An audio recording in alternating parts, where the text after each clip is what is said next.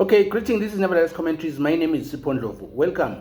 I didn't think I was going to speak about this, but I think everybody has seen the videos that are circulating on the internet regarding the foreigners in South Africa, and most people actually are getting confused about foreigners being chased out of South Africa, being black people like myself, because many people ask themselves, how do you chase away the black people, African people from South Africa, and then you leave white people from South Africa? Well, I'm going to look at this issue using a 7-pointer. Number one, I'm going to look at drugs. Number two, I'm going to look at human trafficking. Number three, I'm going to look at the land issue.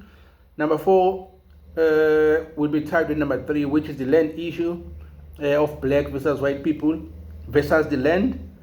And then I'm gonna go to tax pension fund and also medicinal issues that we have in the country. Okay. Number one, there's a drug issue in South Africa, and there's a lot of young people who are in the streets because of the drug issue. Now, men in South Africa have taken it upon themselves to combat the issue because they feel that somehow government isn't doing enough to combat that issue. Okay, how they decided to deal with that issue of drugs is to identify how the drugs are entering the country. And part of the discoveries is that the drugs had to do with the Nigerians. Now, this is where the Americans get confused because they're like, why are you chasing away Africans from Africa and not Europeans from South Africa? Well, the relationship that we have as South African men versus the American men is totally different. It looks like in America, they embrace drugs and people can brag about selling drugs and make millions of dollars selling drugs. Well, here in South Africa, we do not have a problem with people who embrace that culture of embracing selling drugs and making money off of drugs. But we are saying, if Nigerians endorse that culture, it's fine, but it's better if they do it in Nigeria. South African men are protecting their own children from the drug abuse. Hence the issue of South Africa versus Nigerians.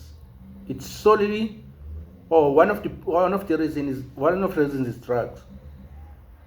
It's the drug issue. So it's not easy for someone who is in America and black to understand, because in America most black people embrace the selling of drugs. They embrace the culture of getting arrested. They embrace the culture of killing another black man and going to jail. Hence, there is this culture of snitches get stitches. Because to kill another black man for y'all, it's not a problem.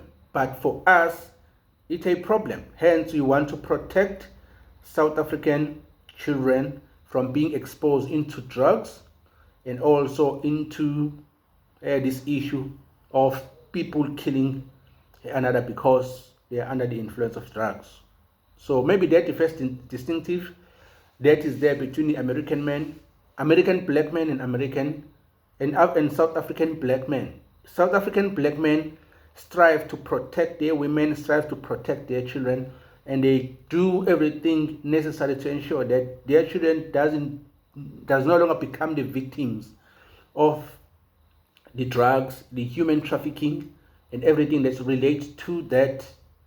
If the government and the security of the country doesn't do enough, then men are brave enough to actually rise and actually combat that issue themselves. Because at the end of the day, this issue does not affect only police, it affects the community directly. So it's the community that needs to rise and actually help the police combating criminal activities that are happening.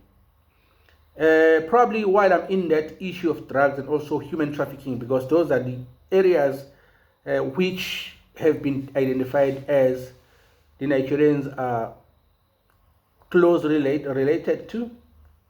While we're on that point, people need to understand that there's nobody who's been killed, there's nobody who's been beaten, there's nobody who's been robbed. And whatever people say is regarding that issue, talking about people being robbed, people being killed, people being burned alive, that's basically a lie. It hasn't happened yet. It's been peaceful march. South Africans were actually making sure that they make their grievances known, peacefully so. And the date that has been actually issued since December last year of the 30th of June, that we do not need foreigners, particularly illegally foreigners in the country, is so that we can be able to identify each and everyone that is within the country. Should any crime be committed within the country, then we know that police will be able to trace those individuals that's committed crime and actually put them behind custody. And the community helps the police into actually finding people who are committing crime. That's the distinctive between the South African man and the American man. We want and we strive to combat crime, while on the other hand, y'all are embracing crime and you think crime makes you a man. That's the difference. We protect our children from drugs, and y'all, I don't know about y'all, but we are not saying in protecting our children we need to lock them indoors so that they won't be exposed to drugs. No, they need to be free. It's their land.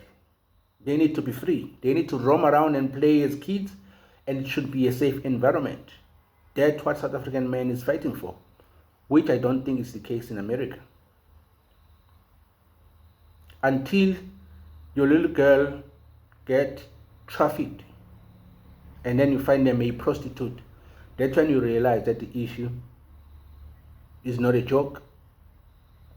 Well, the pimp culture probably is one of the things that we've seen, particularly on black movies in America.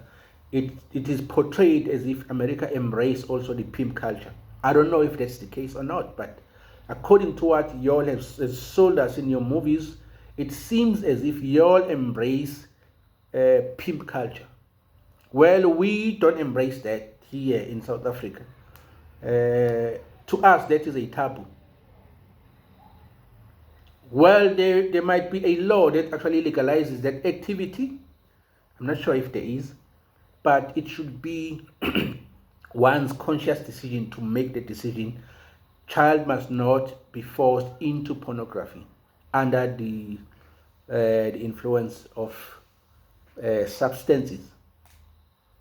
That's what our fight is. Now, going into the land issue, the land of South Africa, I've heard Godfrey speaking about white men own the land in South Africa. There's two types of land in South Africa. There's a commercial land, and there's also the land that is governed by the traditional leaders. Black people are in the land that is governed by traditional leaders. The commercial land is a mixture of white people, black people, Indian people. There might be a majority of white people because of the know-how on how to cultivate that land. But how does that land help? I'm talking about the commercial land. That's the land that helps pay the tax. I think they paid from 40 to 60% taxes annually. And that tax helps to give the pension fund to the elderly people of South Africa, men and women. It helps to give a pension fund to the children that are growing up without fathers, raised by single parents, and where there is no one working. That children fund helps a lot in that instance. And there's also for those that are sick, another pension fund. Include a disability fund into that. So that tax helps in those instances. So white people cultivate the land, pay tax to the government, and then government take that money and subsidize it for the elderly people, the children, disability, and the sick, people who are not able-bodied to actually work for themselves. But also, there's a relief, a grant that was actually introduced during COVID. I think everybody who's not working right now is receiving a piece of that grant. So all that comes from the tax that is paid by the people who are occupying the commercial land and other business owners in South Africa. You should understand that. Why black people are not fighting white people and chasing them away from the commercial land? We have a land ourselves, the land that is governed by our kings and our chiefs. And in South Africa, there's protocol. There's kings, there's chiefs, and then there's a community. Now, in my plot, the land that I have, we are talking about 200 by 200 square meters. That's a lot of land. Probably in America, I would call that a block. That's a lot of land. In that land, you are able to actually have cows, up to 20 cows, can have goats, probably up to 50 goats, because it's not only the plot of land that you have, the land that is governed by the kings. If you have cows and goats and sheep and horses, they are free to roam around the land, so long as they are not going to the cultivated land where we grow either it's corn, beans, and everything that you may grow in those farms. So long as the livestock is not going into that area, it's free to roam around. Now, I need you to compare a black person who lives in a piece of land that is governed by the chiefs, who can actually have from 20 cows up to 200 cows, tax-free, and also a white man who is on a commercial land with the same 200 cows, but has to pay a tax. Do you think black people will go to the commercial land, occupy the land, and also pay tax, or they will rather stay on a land that is governed by the chiefs where they pay zero tax? You do the math. Which one is better? Now, if white people are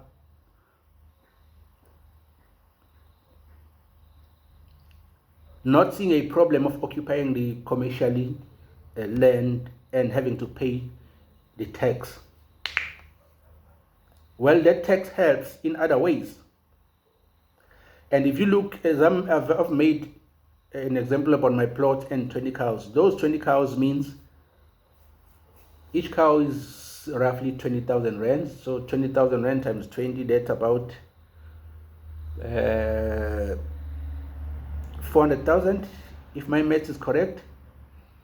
Now 400,000, that 400,000, if it's 20 cows, it has a potential in 3 years to actually give you 100% returns of investment in 3 years, naturally. Breeding naturally.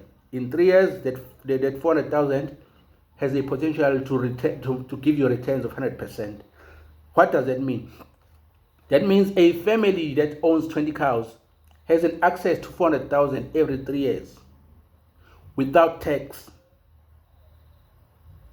I hope that makes sense why black people are not fighting white people who are occupying the commercially land that is within the borders of South Africa. But it's not only white people who are occupying, there are black people who are also commercial farmers and occupying a large plot of land that they pay tax to the government to help with the tax that will actually be subsidized, as I've said, to pensioners, could be children, could be disabled, the sick, and also the elderly people.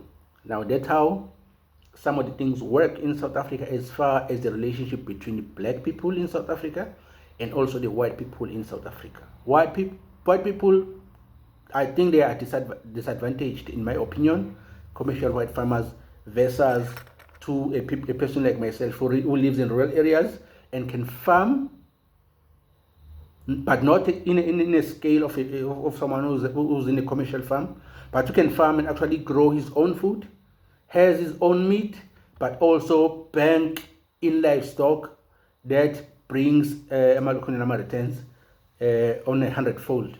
And if you are looking at the goats, if you have 10 goats, they are all female goats. there's a potentially there that those goats can give you up to 300% returns in investment per year. And that is not taxed because it's not on a commercially used land. So now you tell me that black people should actually fight to occupy the commercially designated land to pay tax, where they can do the same thing in rural areas and pay zero tax, but benefit hundredfolds in terms of farmer returns from livestock, and also those who are not lazy, who can grow their own vegetables and everything. And there's lesser things that they may need from the supermarket. Now that's the issue surrounding the land, white people versus black people versus the land. I think that's probably, I'm not very educated, but if you can find someone with the right terms, he can break that thing down for you to make much more sense. But that's the issue surrounding the land. You need to understand that. That is the reason why we are not fighting white South Africa. They are white South African basically. They were raised in South Africa. That makes them South Africans. As the black Americans who are born in America, raised in America, they are Americans. So the white people who are born in South Africa and are raised in South Africa are also South Africans. So there's no need to fight other South Africans over the land. Leave the fact that who came first in South Africa, who came late, the history that happened throughout the ages, leave that to us. It's our history. It's our decision on how to we navigate that issue. But the current issue right now is drugs, it's human trafficking, and also last point is the medical fraud that is happening. In South Africa, that same tax that I spoke about, that same tax goes and actually enables South Africans to receive free health assistance in South Africa. We have free health assistance, which I don't think is the point in America. And also that tax that is taxed from the white man helps also in that, so that everybody can access health assistance for free. Now, what happens with the health assistance issue is, there's this thing that a Zimbabwean will go to clinic and get free assistance because it's free for everybody who's within the country. But because in Zimbabwe you have to pay for your medicines, this person now here, if he has somebody sick at home, he will go to the clinic as if they are sick themselves, to get the medication and send it back home for their sick relatives. What did that do? It then created a demand in these neighboring countries, or in the neighboring countries of South Africa, that they need to purchase their own medicine. It created a demand because in South Africa there's free medicine. Now these people, there are some people, not all of them, there are some foreigners who wake up every day and go to clinic, on different clinics, to collect medicine, so that they shift it back to their country and make businesses off of that. Now, tell me, if there's 1,000 foreigners whose job every day is to wake up and go to the clinic to get medicine, every day, in a month they've collected medicine that is equivalent to at least 30 to 60 people. So that is 30,000 to 60,000 worth of medicine. 30,000 people to 60,000 people worth of medicine that is shipped out of the country to be sold on a street price. Now that's the issue that surroundings the South African and the non-South Africans that are within the country, particularly those that are in the country illegally. Everybody can come into the country. We don't have a problem with everybody. Everybody from all parts of the world come into the country, but the issue that we have, everybody needs to be legally inside the country, and they should be accounted for, like everywhere in the world. If it is not a problem to receive people in the country illegally, then it should be allowed that I go to anybody's house and sleep and eat their food and stay there as long as I want. Why wouldn't I go to my neighbor and stay at my neighbor's house for as long as I want and eat their food, bath, use their water and their electricity, everything that they have, as long as I want? If that was the case, people really should understand that there's a medicinal fraud, as I've mentioned. There's human trafficking.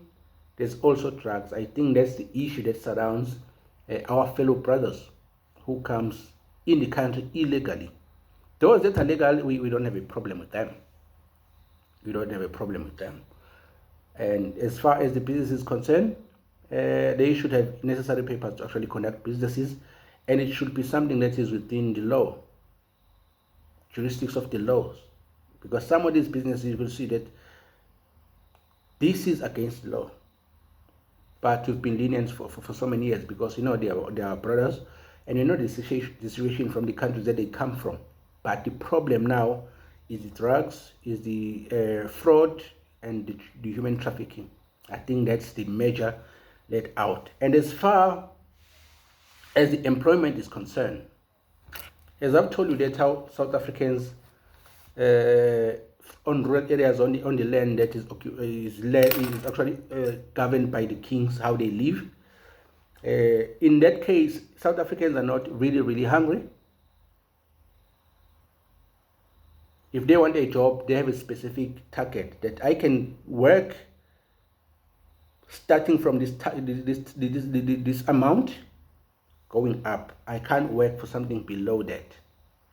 So what happens is, if a foreigner is in the country, he doesn't have a choice. He or she doesn't have a choice. He take whatever is given to them. Now, they are being exploited. We can also agree with that. They can't be exploited. They are our brothers. They can't be exploited. They really can't be exploited. As much as South Africans is standard that we can't work for less than this, they should have the same standard. Maybe even they should even go higher because they're foreigners. They can't settle for something lesser than what South Africans are willing to work for. And I think that actually messed up with the employment system in the country, because now the South Africans have a target and they are holding the employers to a certain standard. Now the employers no longer hire South Africans, they rather go for cheap labor. And for us, that's equivalent to slavery, and that is exploitment. And we do not allow, we can't allow that to happen to our fellow brothers. In a hindsight, this is actually in their favor as well. They can't allow themselves to be exploited. I didn't want to talk about this issue, but that's my 2 cents into this issue. I hope everybody gets it, especially the Americans. I think the Americans were the ones who were asking more questions regarding this issue. Why would an African be chased away from Africa? That's actually part of the things that South Africans have identified, particularly here in KZN. Here in KZN, there's still men who want things to be done according to the law and according to the right way. We still have customs, we still have values, we still have ethics that our community is governed with. So if that is looked down upon, then there's going to be a problem. That's another issue. We still have values, we still have customs, we still have belief systems. Those things cannot be looked down upon. The ethics are the standard, and everybody should abide to that. And if people are violating that, then it's going to be a problem, because that hurts children, that hurts women, and we are very protective of our women and also children. Thank you. My name is Sipondov, and this is I Speak What I Like. That's my 2 cents as far as Abahambe is concerned. God bless you.